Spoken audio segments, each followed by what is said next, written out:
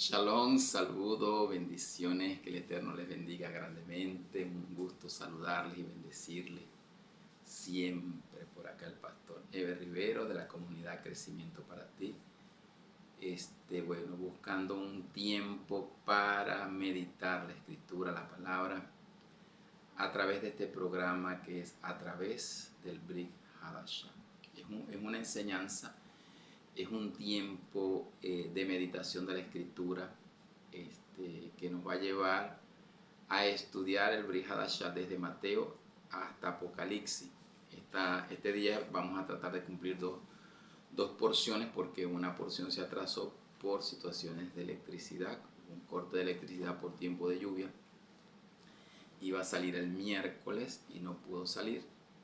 Y bueno, en este día vamos a tratar de cubrir las dos porciones, una en un momento y otra en otro momento, seguida de posterior a esta.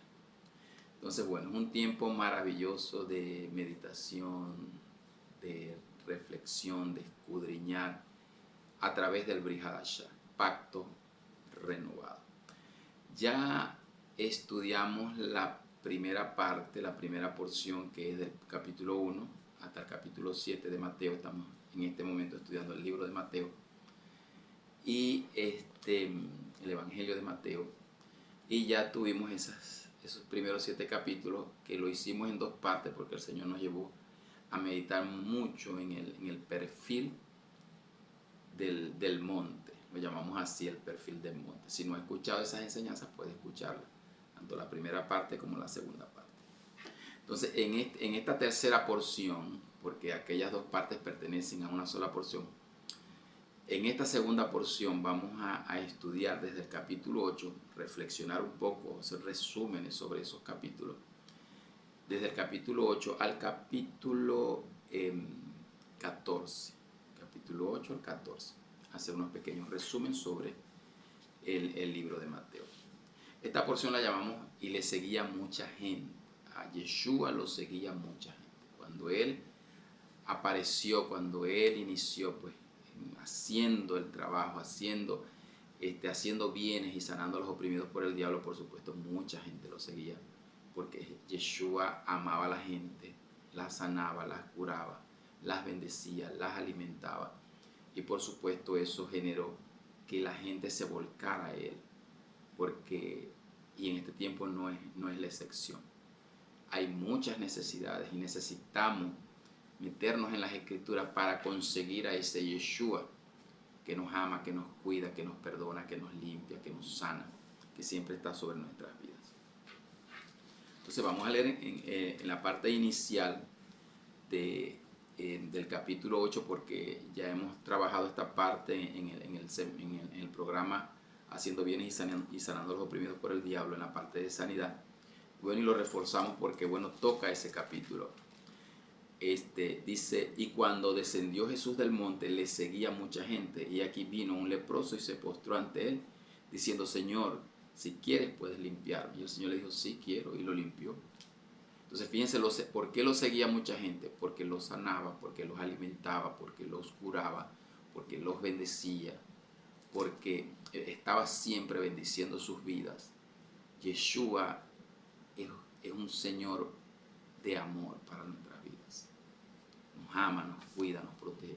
Y esa es una de las funciones pastorales: amar, cuidar, proteger la oveja como debe ser, como dice Ezequiel 34, donde expresa cómo debe ser un pastor que ama, y él vino a buscar sus ovejas. Y haciendo énfasis, y aquí vemos en este capítulo 8 cómo él, en esos 17 versículos, sanidades tremendas, una detrás de otra, porque el Señor desarrollaba su ministerio de sanidad. Ahora, en el versículo 16 dice: y cuando llegó la noche, trajeron a él muchos endemoniados, y con la palabra echó fuera a los demonios y sanó a todos los enfermos, para que se cumpliese lo dicho por el profeta Isaías, cuando dijo: y él mismo tomó nuestras enfermedades y llevó nuestras dolencias. Es una palabra cumplida. Esa palabra hay que retomarla y decirla, para que se cumpliese lo dicho por el profeta Isaías. ¿Dónde lo dijo? En Isaías 53. Cuando dijo: él mismo tomó nuestras enfermedades y llevó nuestras dolencias. Entonces, por eso él sanaba, por eso él curaba. Fíjense que lo seguía mucha gente, echaba fuera a los demonios, y en este versículo él habla de la autoridad. Déjenme leer por aquí los apuntes. Dice, tiene autoridad que hasta los vientos. En este mismo proceso él se enfrenta hasta los vientos. O sea, él desarrolla una autoridad para sanar, para libertar, dice que, ¿quién es este hombre que hasta los vientos le obedecen? Tenía una autoridad que hasta los vientos le obedecían, donde la fe se basa en la autoridad, la fe. Pues, ¿cómo no tenéis fe?, le dice él cuando él reprende al viento y detiene pues aquella tempestad. Entonces dice que ellos, fíjense lo que dice aquí, y entrando en la barca, sus discípulos le siguieron, y aquí se levantó en el mar una tempestad tan grande que las olas cubrían la barca, pero él dormía. Y ellos se atribulan. Cuando él se despierta, él le ordena con autoridad a los vientos, y los vientos cesan.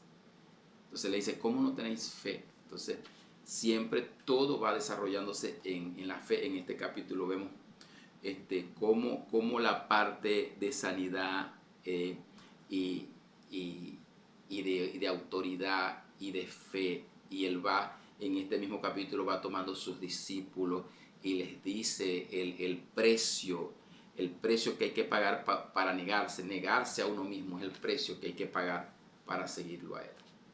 Tener fe, sanar, libertar. Él comienza a ministrarle a sus discípulos, y es un proceso cuando los demonios, las personas endemoniadas se sujetaban, los demonios salían.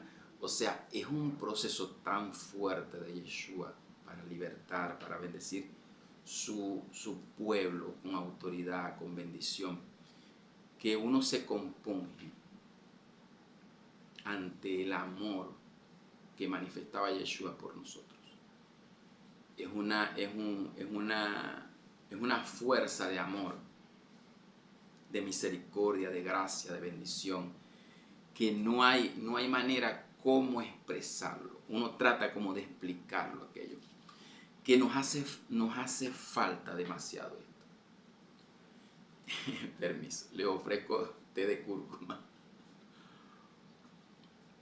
Muy buen antioxidante y digestivo.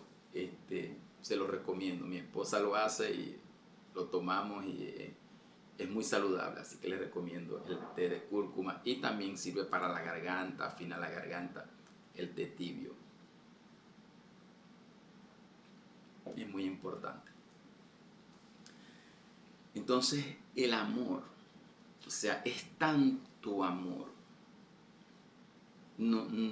Para este tiempo nos hace falta mucho este amor. Nos hace falta mucho que nos duela. Que dice, bienaventurados los que lloran. ¿Por qué lloran? Porque les duele. Lloran porque, no recuerdo ahorita, creo que es Jeremías. Sí, Jeremías 48. Cuando dice, maldito el varón que hace indolentemente la obra de Jehová. No puede haber indolencia. Yeshua manifestaba dolor. Le dolía a la gente. Porque amaba a la gente. Porque decía, no los voy a ir a enviar en ayuno porque se desmayan en el camino. Dice que tenía compasión de ellos. Tenía mucha compasión. Fíjese, entonces en ese proceso se sujetaban los demonios, se sujetaba el viento, se sanaba, libertaba, llamaba a sus discípulos. O sea, era algo muy fuerte en él, y que nosotros tenemos que desarrollar en este tiempo. Un dolor, una dolencia, un querer, un desear, un anhelar hacer la obra del Señor. No con indolencia, sino con dolor. Eso lo podemos ver en el capítulo 8. En el capítulo 9, igual. En el capítulo 9 nosotros vemos sanidad, liberación, resurrección. Tenía autoridad para sanar, déjenme leer por aquí, para perdonar los pecados. Tenía capacidad para perdonar los pecados. Dice que es más fácil que levántate y ande, o levántate y anda, o que decir que tus pecados te son perdonados. Dice, inicia que los sigan sus discípulos, que serán sus 12 apóstoles, empieza a llamar sus 12 apóstoles, los sana, los sanos, él dice, los sanos no necesitan de médicos, sino los enfermos. Entonces él es un médico. Yeshua sabía cada momento profético de comer, de beber, de ayunar. No lo hacía por tradiciones ni por hipocresía. Sabía enviar a ayunar, sabía decir, están en ayunas, no los puedo enviar así porque se desmayan en el camino, necesitan comer. Mire, es tanta la compasión. Saber, hay momentos donde somos llamados a ayuno. Por ejemplo, los miércoles estamos saliendo con el Ministerio de Altares de Adoración en ayuno. Hay momentos que se llama ayuno, hay momentos que no es de ayuno, hay momentos que la persona necesita comer, la misericordia, el amor, el perdón. O sea, no hay, mire, yo trato de explicárselo y como maestro que hay una habilidad para explicar, pero en mi espíritu la profundidad del amor de Yeshua y el dolor de él, usted mira, se pasea por los capítulos y no hay manera de entender ese amor. Y para este tiempo nosotros tenemos que llenarnos. Si nosotros no leemos esto, si nosotros no lo meditamos, si nosotros no nos introducimos allí, no va a ser fácil hacer la obra del Señor en estos tiempos. Porque vamos a necesitar ese amor, esa compasión, ese sanar, que se cumpla Isaías 53, que se cumpla Isaías 61, que se cumpla en Lucas 4, cuando él toma el rollo del libro y él dice, el Espíritu del Señor está sobre mí, porque me ha ungido con poder para sanar, para libertar, para curar, para vendar, para predicar el año agradable del Señor, para soltar a los cautivos. Muchas veces queremos los cautivos echarlos fuera a los demonios, sí, ahí está, pero carecemos de amor, carecemos de misericordia, carecemos de ternura.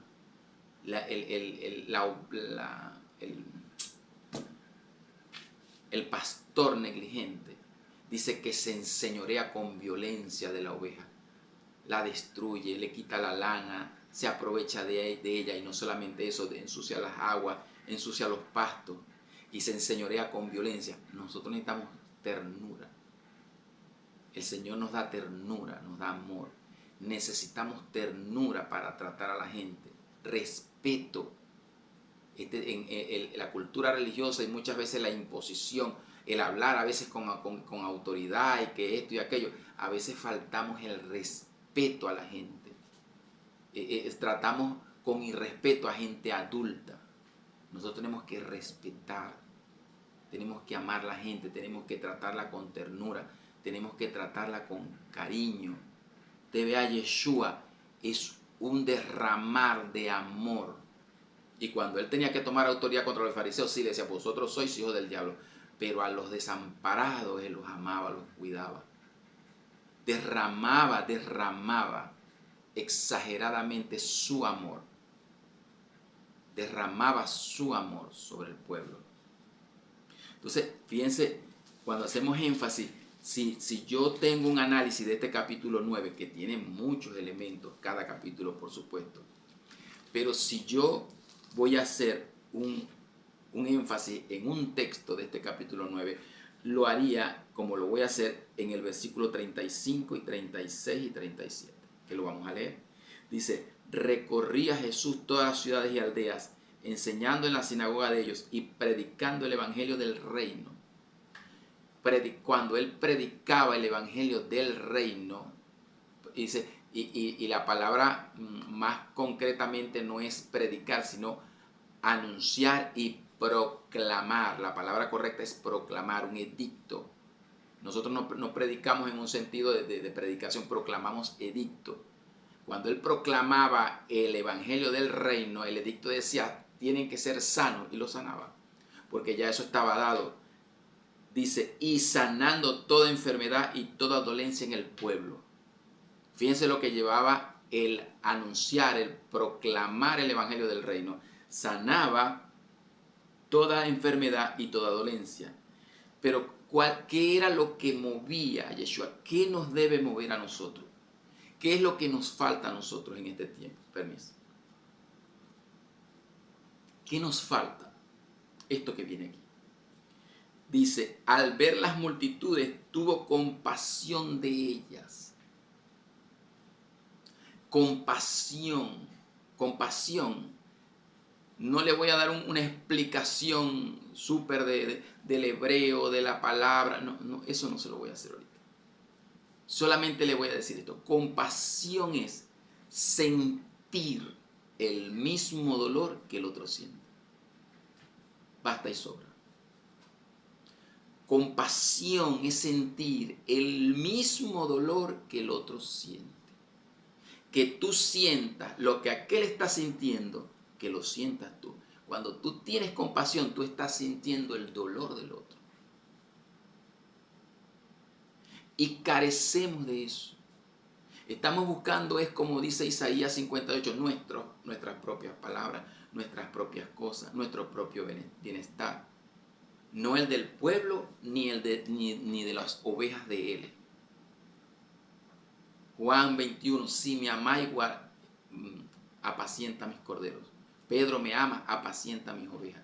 Pedro me ama, apacienta, cuida, protege mis corderos, mis ovejas. Pastorea mis ovejas. Si tú me amas, haz eso.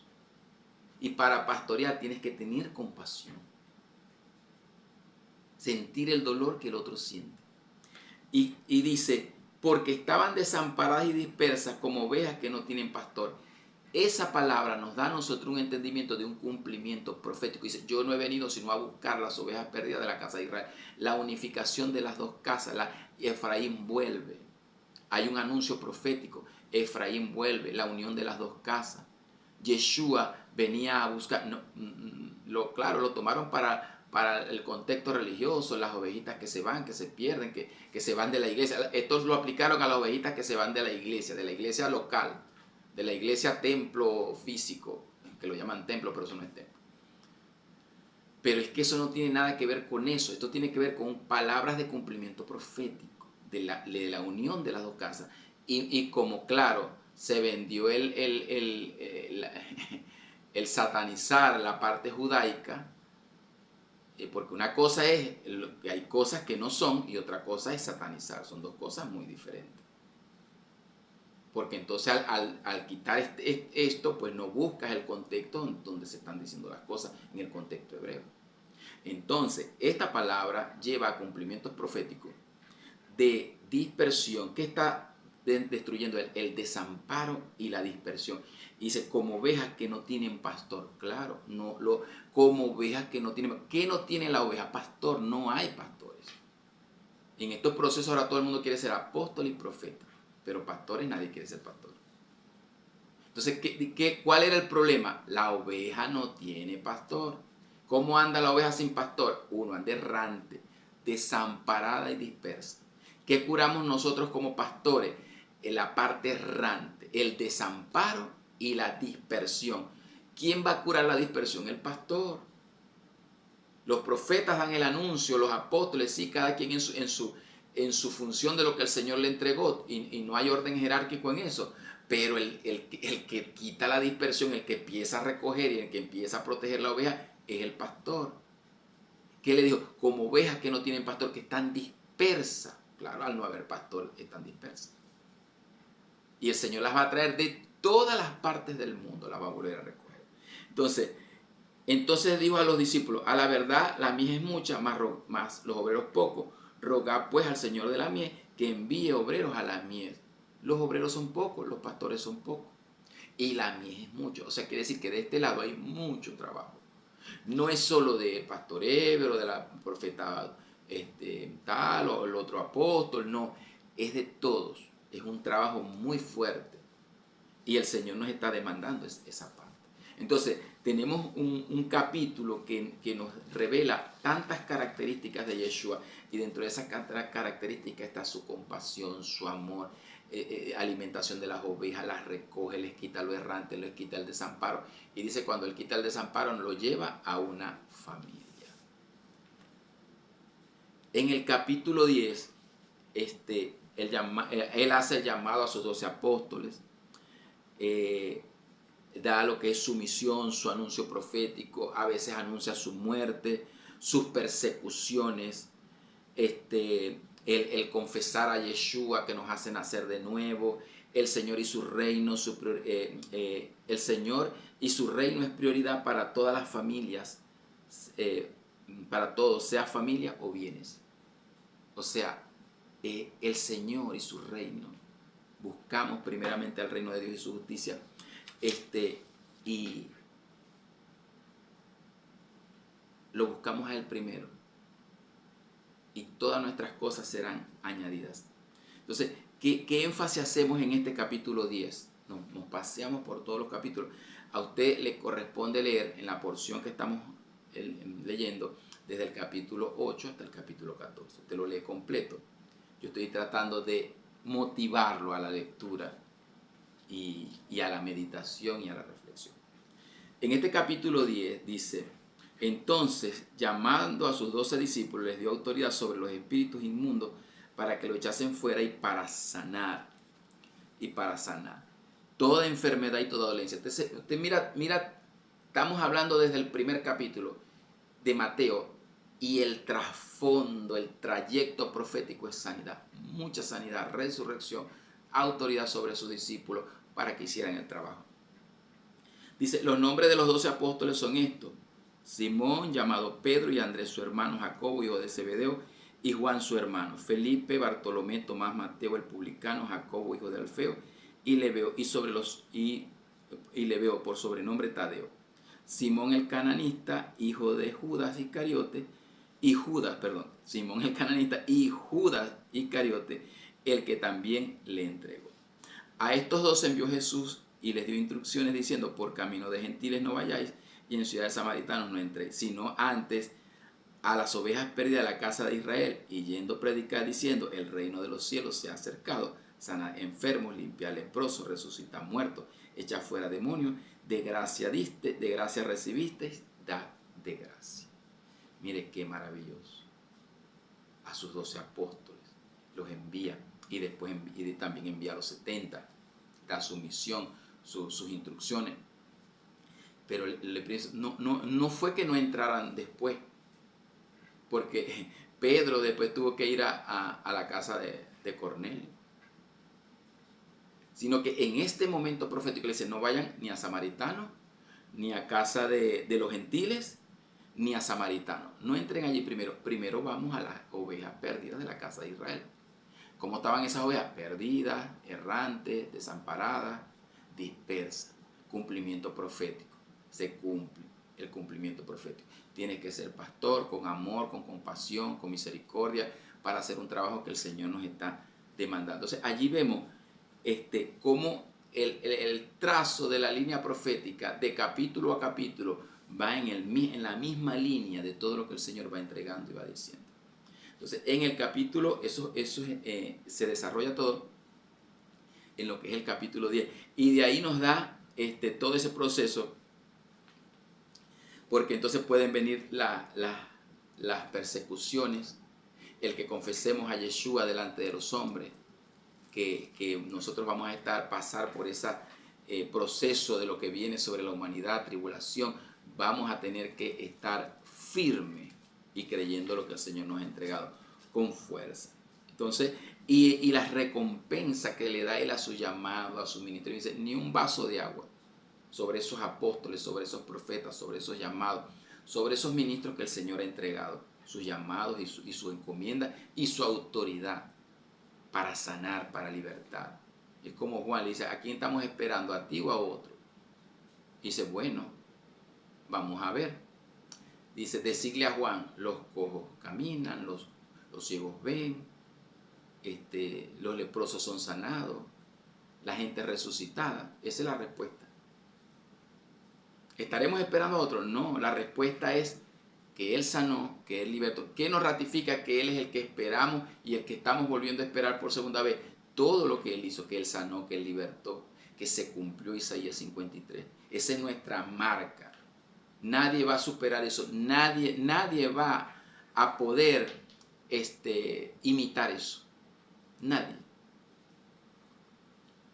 Ningún antimachía, nadie. Intentarán hacer señales, pero eso no. Su marca no va a ser el amor. ¿Eres tú o esperamos a otro? Bueno, vamos a dar la respuesta. Él no dijo, sí soy yo. No, él dijo, dile, los cojos caminan, los ciegos ven, los leprosos son limpiados, la gente es resucitada, los cojos son sanados. Esa es la respuesta. Entonces, en el capítulo 11 se confirma que Yeshua es el Mesías que había de venir, lo que estamos diciendo, y no otro.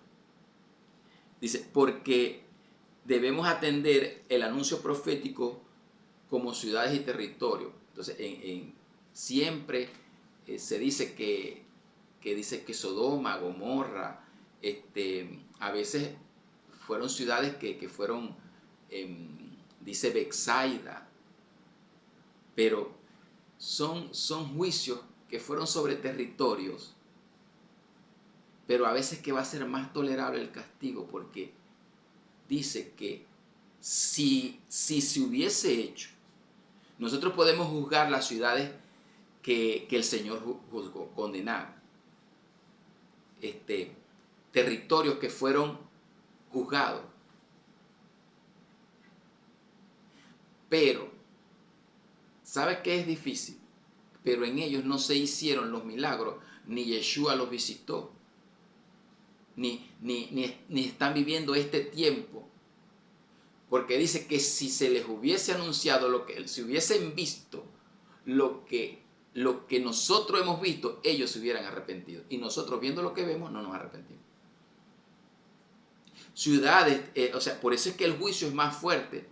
Porque viendo lo que vemos, sabiendo lo que sabemos, entendiendo lo que entendemos, no nos arrepentimos. Siquiera ellos, bueno, en un momento histórico fueron juzgados el juicio del Señor, pero no vieron lo que nosotros hemos visto o no supieron lo que nosotros sabemos.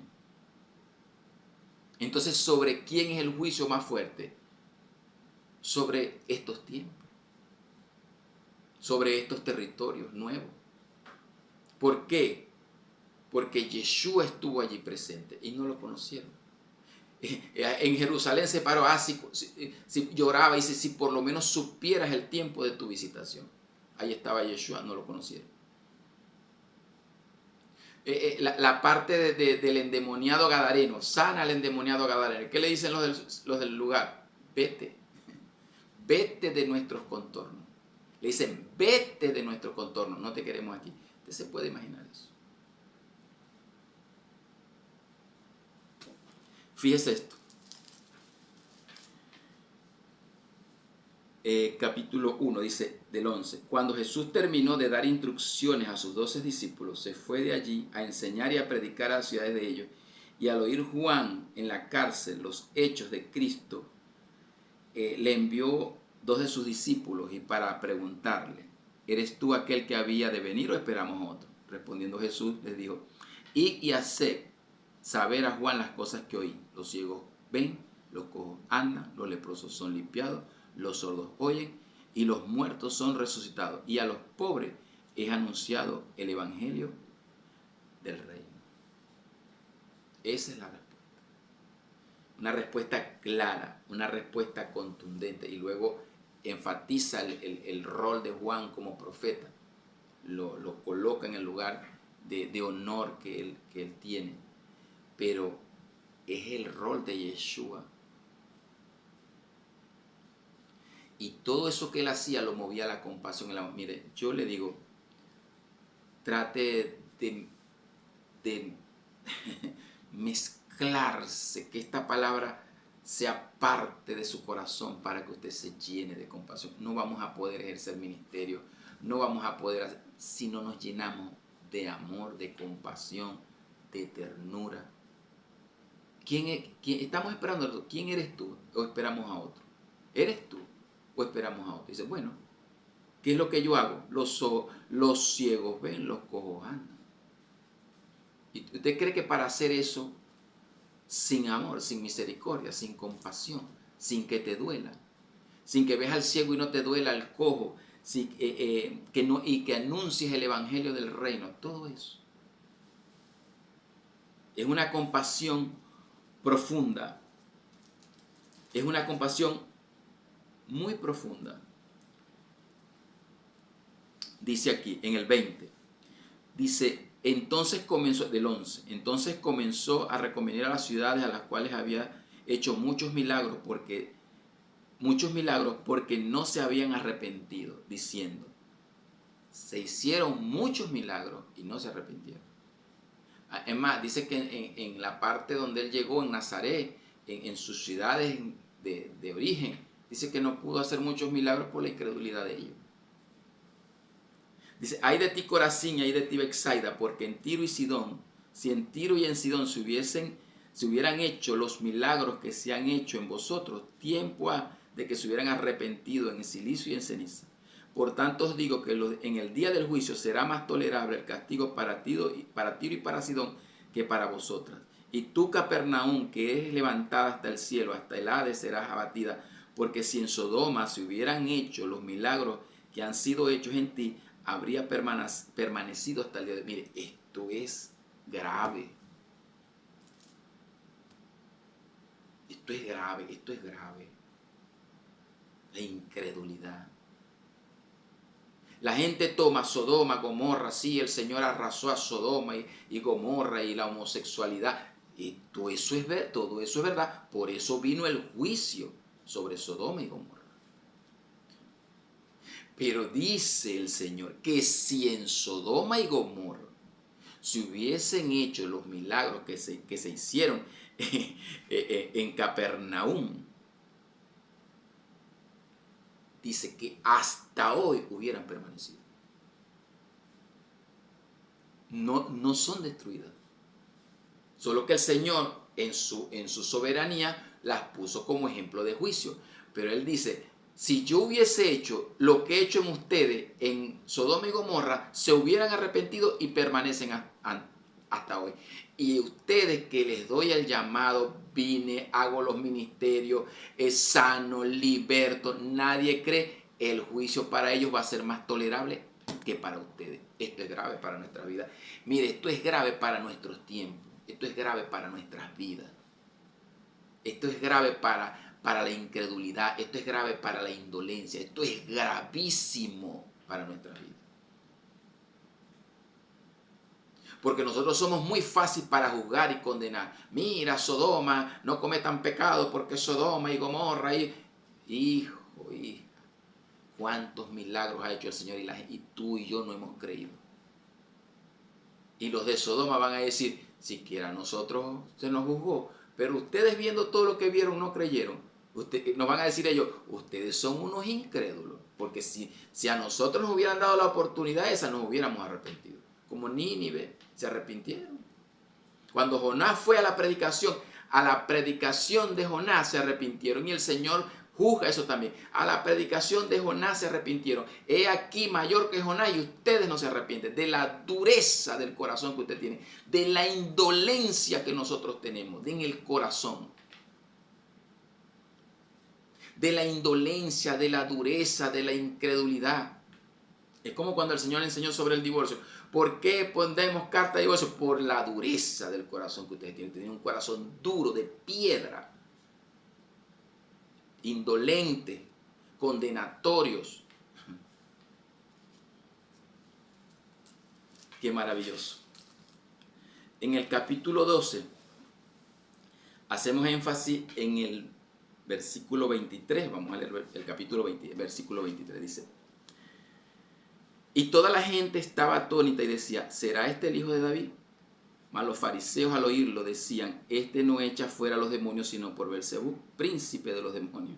Sabiendo Jesús los pensamientos de ellos, les dijo, todo reino dividido contra sí mismo es asolado, y toda ciudad o casa dividida contra sí misma no permanecerá.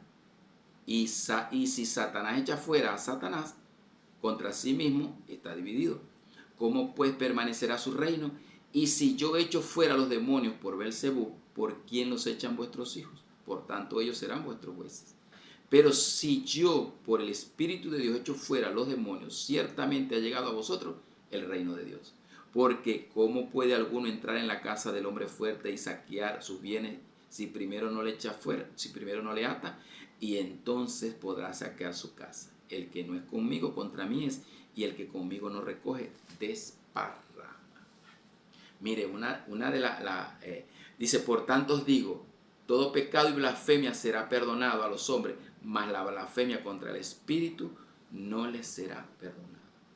¿Qué blasfemia estaban diciendo? Ellos le estaban atribuyendo las acciones de Yeshua a Belcebú. Eso era una blasfemia, eso no es perdonado. Y Yeshua dice que él echaba a los demonios por el dedo de Dios, por el Espíritu de Dios.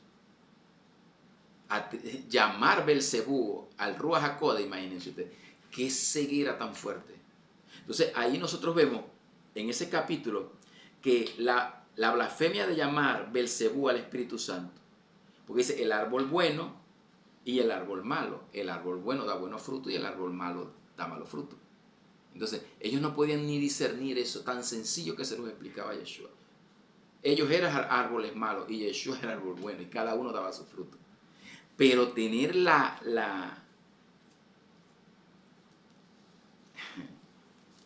el desatino de llamar Belcebú al Ruach HaKodesh, mire, eso hay que estar. Hay una frase por allí muy, muy común ahora que dice, calladito nos vemos más bonitos. Mire, cuando usted no entienda algo, cállese. Si usted ve a un ministro y que aquel es hijo del diablo, que usted callado se ve más bonito. Así ve. No entiende algo, cállese la boca.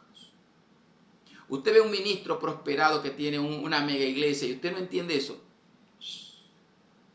cállese. Haga lo que el Señor le mandó a hacer a usted.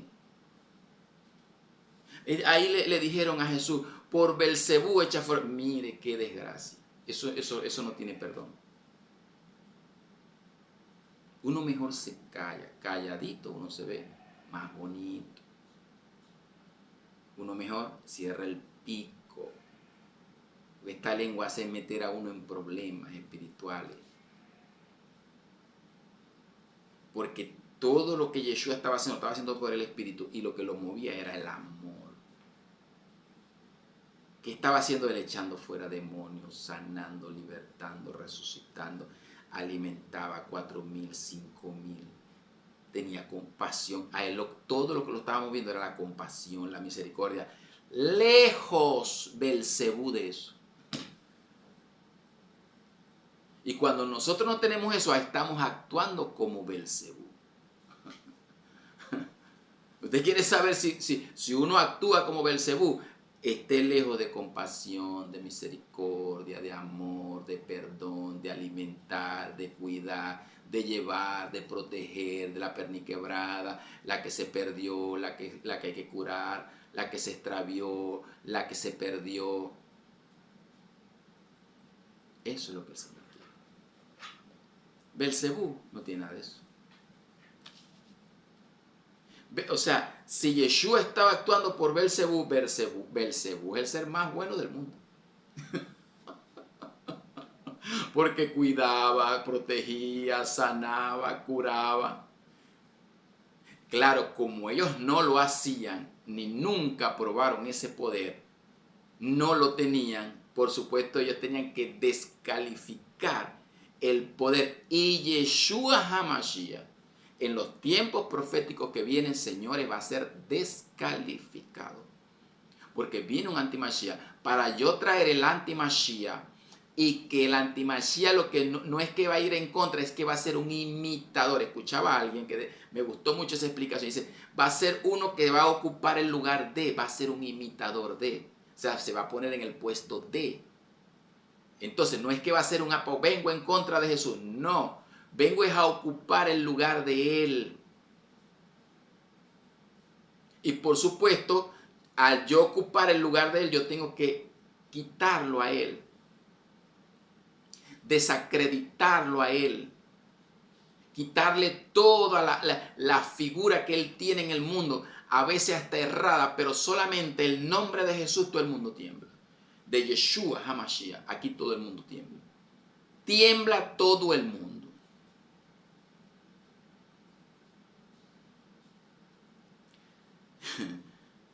Por supuesto, tengo que decir que es de parte de Belcebú. Pero ¿cómo sé yo que no es Belcebú? Porque él no tiene amor.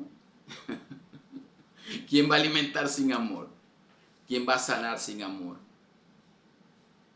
Y lo dice Yeshua, si Satanás echa fuera a Satanás, su reino está dividido, o su imperio, o lo que él tenga.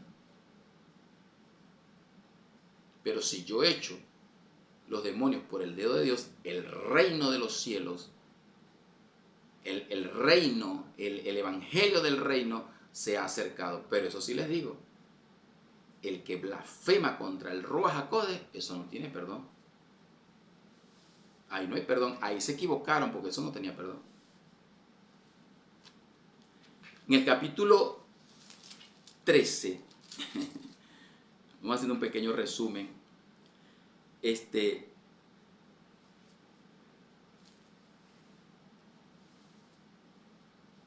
habla aquí de la parábola de la semilla, de la parábola del sembrador. Y esta palabra,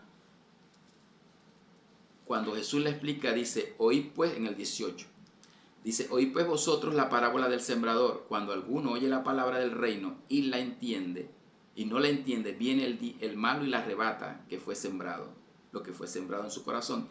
Este es el que fue sembrado junto al camino. Y el que fue sembrado en pedregales, este es el que oye la palabra y al momento la recibe con gozo, pero no tiene raíz en sí, sino que es de corta duración, pues al venir la aflicción o la persecución por causa de la palabra, luego tropieza. El que fue sembrado entre espinos, este es el que oye la palabra, pero el afán de este siglo y el engaño de las riquezas ahogan la palabra y se hace infructuoso. Mas el que es sembrado en buena tierra, este es el que oye y entiende la palabra y da fruto y produce a 100, a 60 y a 100 por uno. Dice que el que entiende esta parábola entiende todo, entiende todas las parábolas. Porque nosotros cuando somos buena tierra, vamos a producir, el que oye la palabra como buena tierra, es una semilla que cae y Yeshua es el que siembra la semilla, entonces dice que producimos fruto al 100, al 60 y al 30 por uno. O sea, 30, 60 y 100, 30, 60 y 100. Vamos progresivo. En otra parte habla de 30, 60 y 100, que es progresivo. Vamos progresando con la escritura. Pero cuando vemos los diferentes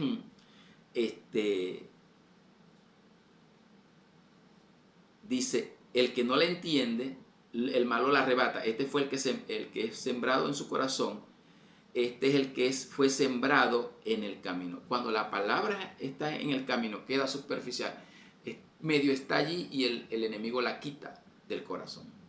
Luego está el que es sembrado en pedregales.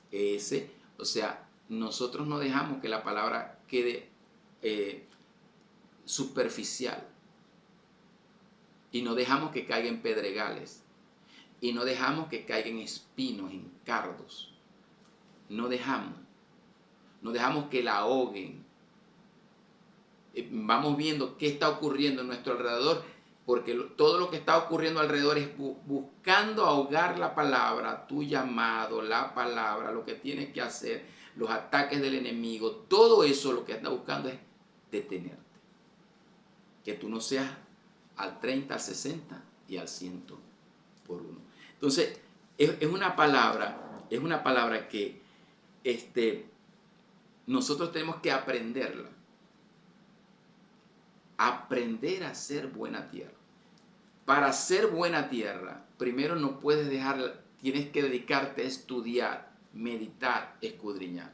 Por eso están los diferentes momentos, las parashá, las 54 parashot, este programa a través del Brit Hadashah, están el programa de sanidad, el programa de crecimiento para ti, todo, cualquier programa que pueda estar, además de tus estudios personales de la escritura.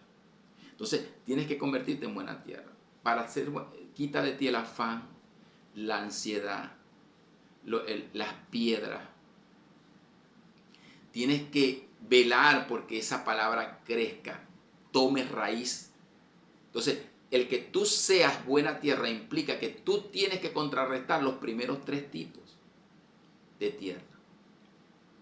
Tú tienes que cuidar tu tierra. No te vuelvas un pedregal, porque si no, no hace raíz. Tienes que hacer que la palabra sea profunda para que haga raíz.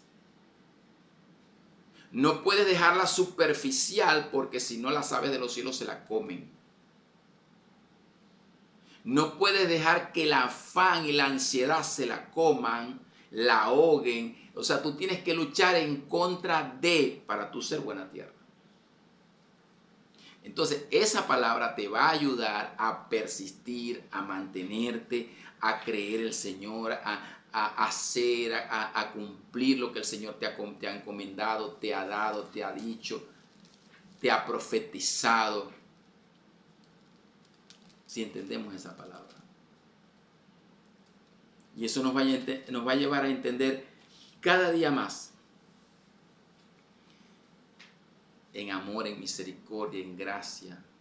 Cuando tú eres buena tierra y produces al 30 y al 60 y al 100, se aumenta tu compasión, se aumenta tu misericordia, se aumenta tu gracia, se aumenta el querer quitar lo errante, la dispersión, el desamparo de las ovejas que Él vino a buscar. Porque estás produciendo al 30, al 60 y al 100 por 1. Y tú crees que tú estás produciendo al 30, la idea que se nos vendió que es para nosotros. Todo lo que el Señor te haga producir a ti es para otro. Todo el nivel espiritual de crecimiento que el Señor noticia no es para ti, es para otro. Al que más se le da, más se le demanda. Mientras más te da, más te demanda. ¿Qué te demanda? Lo que tienes que hacer que Él te mandó a hacer y son sus ovejas. Al que más se le da, más se le demanda. Noticia. Tienes llamado, tienes demanda, se te está dando, más se te va a demandar.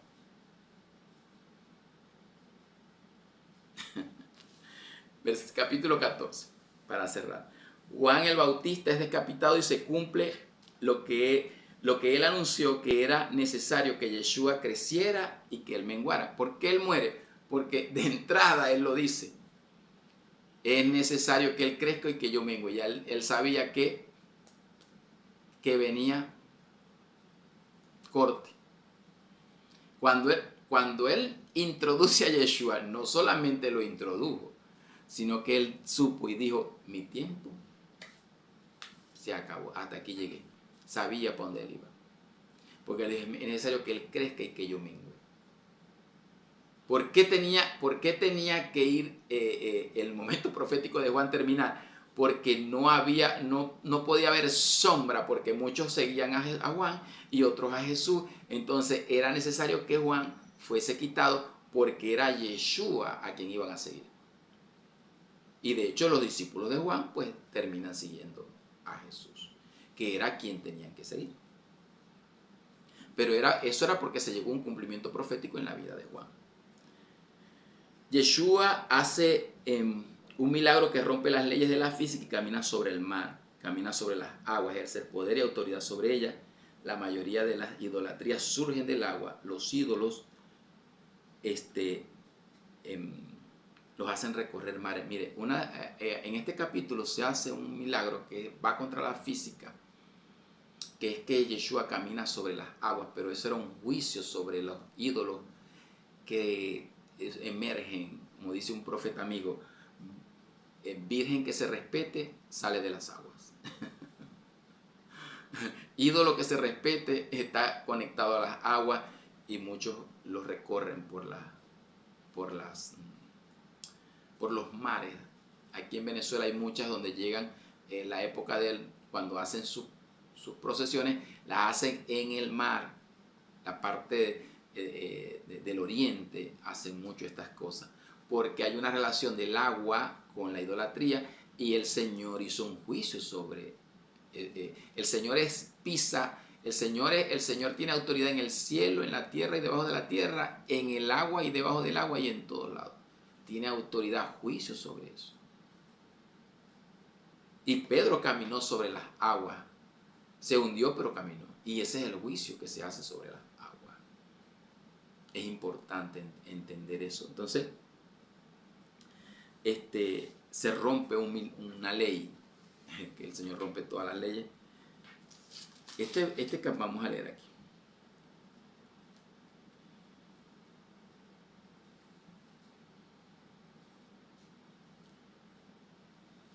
Dice aquí. Enseguida Jesús hizo a sus discípulos entrar en la barca e ir delante de él a la otra ribera, entre tanto que él despedía a la multitud. Despedida a la multitud, subió al monte a orar. Subió al monte a orar, aparte, y cuando llegó la noche estaba allí solo. Y la barca estaba en medio del mar, azotada por las olas, porque el viento era contrario. Mas a la cuarta vigilia de la noche Jesús vino a ellos andando sobre el mar. Dice, y los discípulos viendo andar sobre el mar se turbaron diciendo un fantasma y dieron voces de miedo. Pero enseguida Jesús les habló diciendo, tened ánimo, yo soy, no temáis. Entonces le respondió Pedro y le dijo, Señor, si eres tú, manda que yo vaya a ti sobre las aguas. Y él dijo, ven. Y descendiendo Pedro de la barca andaba sobre las aguas para ir a Jesús. Pero él al ver el fuerte viento tuvo miedo y comenzando a hundirse dio voces diciendo, Señor, sálvame. Al momento Jesús extendió la mano y asió de él y dijo, hombre de poca fe, ¿por qué dudaste? Cuando ellos subieron a la barca se calmó el viento. Entonces los que estaban en la barca vinieron y le adoraron, diciendo, verdaderamente eres el Hijo de Dios. O sea, con esas evidencias pues lo adoraban. Y allí vemos cómo él hizo un juicio sobre las aguas y sobre la idolatría, sobre la conexión que tiene la idolatría y la autoridad que él tiene aún sobre las aguas y sobre el juicio que tiene sobre ídolos y los demonios que están detrás de esos ídolos. Mire, cierro con este comentario, sin ánimo de ofender a nadie, ni simplemente como noticia porque está allí como noticia.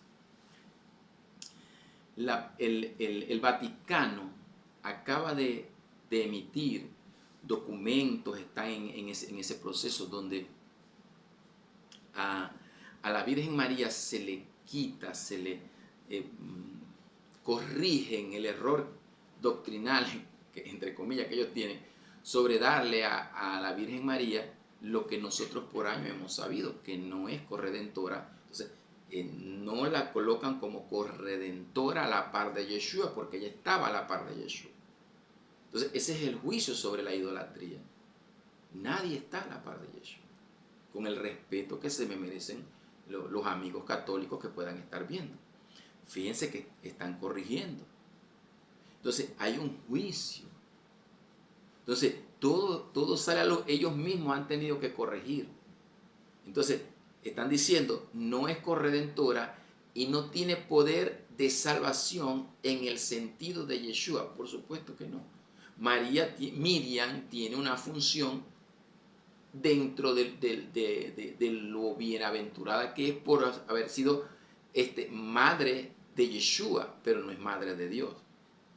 Porque Dios es preexistente a ella, pues, o sea, es antes de, no puede ser madre porque ella fue creada por él. O sea, la madre de Dios no puede ser una mujer que él creó, por Dios. Entonces no es madre de Dios. Miriam es madre de Yeshua, humanamente hablando. Fue traída por su vientre, muy bien, pero hasta allí. No es corredentora, no tiene poder de salvación, no tiene esos atributos. Quien tiene esos atributos de salvación y de redención es Yeshua. Y mire hasta dónde hemos llegado. Que el Vaticano tome eso, ahorita están en sus concilios, los debates son fuertes, Las discusiones son acaloradas. Vea las noticias, vea los videos. Romper esa tradición. Ahora, quebrantar eso es romper todo lo que ellos tienen estructurado. O sea, todo lo que se construyó en base a eso y que está muy alto, entonces ahora eso tiene que caer. Me estoy explicando. Y Dios tranquilo hace sus cosas. ¿Me explico? Eso quiere decir, y eso tiene que ver con Yeshua caminar sobre las aguas, porque Él trae un juicio sobre los ídolos y vírgenes que emergen de las aguas, que son del hombre, no porque Miriam en el contexto hebreo hizo lo que tenía que hacer. Quien hicieron eso fue el catolicismo romano. Y entonces le dio una figura que no tiene. Entonces creó un ídolo con atributos redentores y igual a. No, porque no murió, no resucitó. No, María no murió, no resucitó, no venció la muerte. No cumplió Isaías 53. Quien hizo todo esto fue Yeshua, que él pesa. Yeshua. Entonces, este evento de Yeshua caminar sobre las aguas implica un juicio sobre las idolatrías y sobre las hechicerías, sobre todos los demonios que están sobre las idolatrías. ¿Por qué? Porque el posar los pies sobre las aguas es un juicio sobre todos esos eventos de idolatría que están sobre las aguas. ¿Por qué? Porque el enemigo, hay una conexión de las aguas, del movimiento de las aguas con la idolatría. Y Yeshua posó sus pies sobre las aguas y caminó sobre ellas diciendo: yo soy el que soy, yo traigo un juicio, yo tengo la autoridad, yo tengo el gobierno, yo tengo el poder sobre todo. Amén. Qué hermoso, ¿verdad? Qué hermoso es pasearse por el Brit Hadashah. En el Brit Hadashah, hermoso. Vamos entonces a meditar sobre la tercera porción posteriormente. Vamos a tratar este mismo día para llevar el calendario y el cronograma como lo tenemos planificado, porque esta se había atrasado, pero nos vamos a poner al día para que vayamos con el calendario. Esta misma semana, este mismo día, vamos a meditar sobre el capítulo ya 15 hasta el 22, hasta el 21, del 15 al 21. Vamos a estar meditando sobre esos capítulos de Mateo. Estamos estudiando el libro de Mateo. Mire qué hermoso, hermoso, hermoso, hermoso. Y eso que es simplemente un repasito, algunos textos que nos ayudan, que nos motivan. El propósito es motivarnos a meditar, a estudiar, a buscar, a escudriñar a través del Brit Hadashah. Que el Señor les bendiga, que el Señor les guarde. Un gusto bendecirles y bueno, hasta la próxima porción de A través del Brit Hadashah. El Señor les bendiga grandemente.